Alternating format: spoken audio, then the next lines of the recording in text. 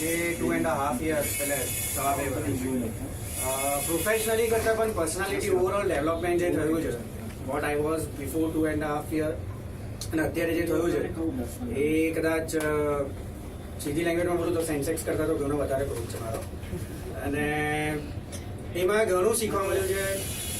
મારા ટાઈમમાં હું જ્યારે જોઈન થયો હતો ત્યારે રાજીભાઈ, મેહુલભાઈ, પ્રશાંત પાલકર હતા, એ વખતે જૈનીશ, ભૃગુ, વિવેક, ઓબ્વિયસલી જે અમારી આ જે જૂની ટીમ છે. હું જ્યારે જોઈન થયો હતો ત્યારે ઇનિશિયલ ટીમ વિરલ અને તેજસભાઈ હતા અને પ્રતિકભાઈ. એ ટીમમાંથી તો અત્યારે મારા ખાલી 4-5 જણ જ છે જે હું જોઈન થયો હતો અને હું કેવો હતો અને મને એ લોકોએ જોયેલા છે. અને હું અત્યારે જ્યારે જોઉં છું એ લોકો જ એક્ઝેક્ટલી કહી શકશે કે હું કેટલો ગ્રો છે કેવી રીતનું છે, શું ચેન્જીસ છે. પણ થ્રુઆઉટ જે અહીંયા કોટકમાં એવું લાગ્યું હતું કે આ એક ફેમિલી થઈ ગઈ છે કે આજે એટલે સૌથી મોટું તો અચીવમેન્ટ એ હતું કે આજે મારા અને વિવેક વચ્ચે એક બોસ કરતાં વધારે એઝ અ ફ્રેન્ડનું રિલેશન પણ હતું. મારા ઝઘડા રાઠીભાઈ જોડે, મેહુલભાઈ જોડે, બધા જોડે, મારા વિવેક જોડે પણ ઝઘડા થતા હતા.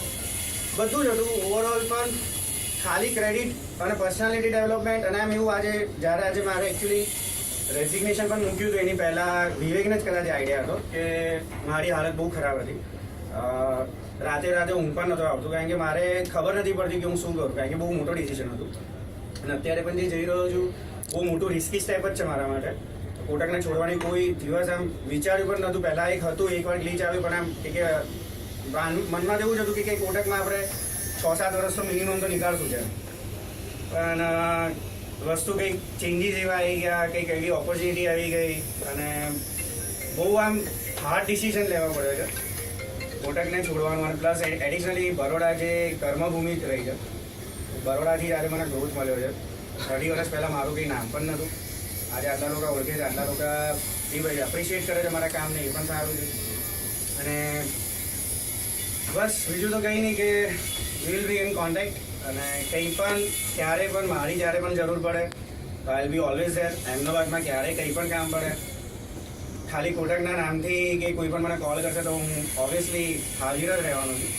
કોટક એક ઇમોશનલ અટેચમેન્ટ થઈ ગયું છે કે ખાલી જર્ની નથી. એવું નથી કે આજે એક કંપની જોઈન કરી, ચલો આજે અહીંયાથી બીજેથી કૂદકો મારીને બીજે જોઈન કરી.